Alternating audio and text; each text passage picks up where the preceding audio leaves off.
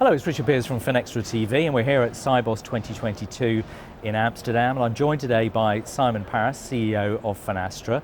Good to see you again. How are you? Good to see you, sir. Very well. Yeah, well, it's a pleasure to be back here in person and seeing you. And today we're talking about sustainability and that whole agenda, which is, ESG, becomes so important on the boards and their agenda. But there's this tension, isn't there, between the risk assessment and growth, particularly at this time that we're at Sibos. So how do you sort of see that tension playing out and the agenda developing?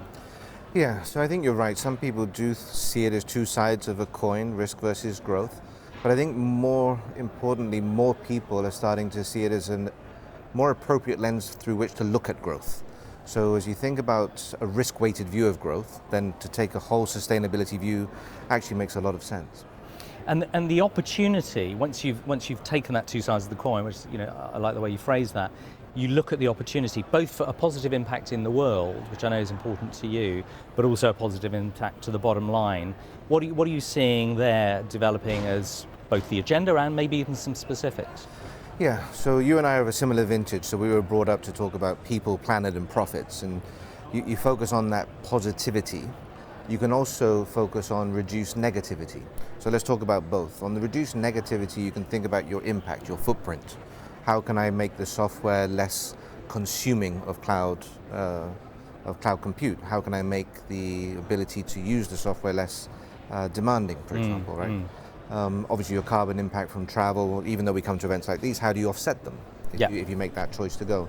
So reduced negativity is one side. The increased positivity, it goes back to one of the words you were using earlier, which is around impact, which is how can you impact growth in a way that is more sustainable than perhaps you were doing formerly. And how, to coin our phrase, how can you do so by doing well, by doing good? How can you be very deliberate about that? And when you look at, for yourself, you spoke about software, and obviously something I'm very familiar with, and for your banking customers, where are you seeing opportunity for them emerging from that as well within this sustainability agenda? Yeah, so I think there's two levels of answers. One is the very big, hairy problems, and then the other is the day-to-day tactics. So very big, hairy problems would be, what is the problem you're trying to solve? Why is that a problem worth solving? And why are you uniquely privileged to solve it? So one huge problem, for example, is the trade financing gap. People estimated at $1.7 trillion of a trade financing gap, typically for SMEs and micro SMEs. So that's a huge problem, one worth solving. Why are we uniquely privileged? Well, we handle 10% of world trade finance every day.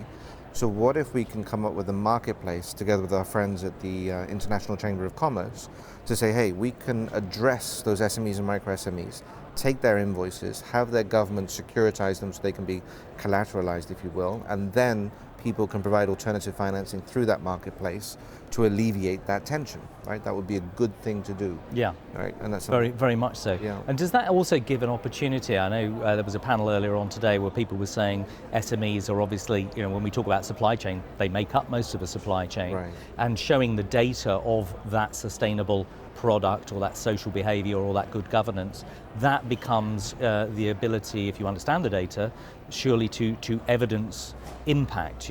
Does that become an opportunity for you, or do you have impact examples where we can sort of see perhaps something like that come into play? It's a great question. So you use the word sustainability, and underneath that umbrella, we can talk about fair and open and transparent and equal and inclusive. There's lots of concepts under that. So for example, if you're buying palm olive oil, how do you know that came from a sustainable farm and not slash and burn farming in Malaysia, right? So provenance, in terms of knowing the sustainability of a good, is increasingly important to the end consumer.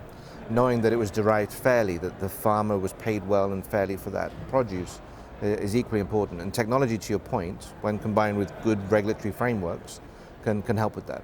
Yeah, and that role of Finastra, both what you do internally. Tell us a bit about what you're doing with your own sort of D&I, etc., your own operations, but also what's your role in again enabling your customers, the banks, to actually deliver on that promise of sustainability. Yeah, so I'll take your second question first. So we see the future that innovation is around collaboration. Collaborate to innovate. And what that really means is when you look in the mirror of honesty, not all of the world's innovation will come from you. probably 90% will not come from you. So then when you think about it in that way, you start saying, okay, well, how can I enable, catalyze, and ultimately monetize the people who can solve those idiosyncratic problems? The location of the farmer, the truth behind the source of the supply chain. You know, how do you bring them into that collective ecosystem? And that's something we've done by taking a platform approach, a marketplace approach to assembling to persona for the journey that people are on. So that's how we approach it, through a platform model. As you do that, you realize the benefits of your first question, which is the more diverse you are, the more inclusive you are, the more open you are to receive different signals from the market, from innovators, from collaborators, and then pick up on it. So we've become a hugely diverse firm. In terms of gender diversity, you know, at the top table, around my table, it's 50-50 gender diversity, it's 80-20 ethnic diversity. So it's a very powerful mix of different, you know, formative periods that inform how people see the world. Fantastic. And I just want to add on, perhaps, if you look at, you know, when you took over Finastra and the progress you've made on this agenda, what would you sort of reflect on as being proud of, and what do you think is going to happen over the next, 10 years? Wow, 10 years. You know, in the country we live, it's hard to see the next. Sprite young man like yourself. I should have said 20. Okay, there you go, 20. That makes it much easier. So I don't know, but I think, you know, technology is a journey on which you never arrive. Right? There is no destination. Yeah, absolutely. You never arrive. So you enjoy the journey as you go along. So I think back to our vintage, you know, I trust a lot in Michael Porter, so we will continue at Finastra to stick to the knitting. And for us, the knitting is the mission critical applications that handle the complex data sets, business processes, workflows, and we'll make them all open through open APIs, through a platform. And then we'll invite the world's innovators to join us, collaborate with us, to hopefully do well by doing good, solving some of these thorny problems. You know, how do you solve the trade financing gap? How do you bring tens of millions of people into financial services for the first time? How do you make loans more accessible, affordable, and inclusive, and green? You know, so there's some, you know, interesting world challenges out there that collectively I think we can address. Always a privilege to talk to you, and great to listen to the journey and where you're up to. Look forward to speaking to you next time. My Simon, pleasure. thanks very much. Good seeing you.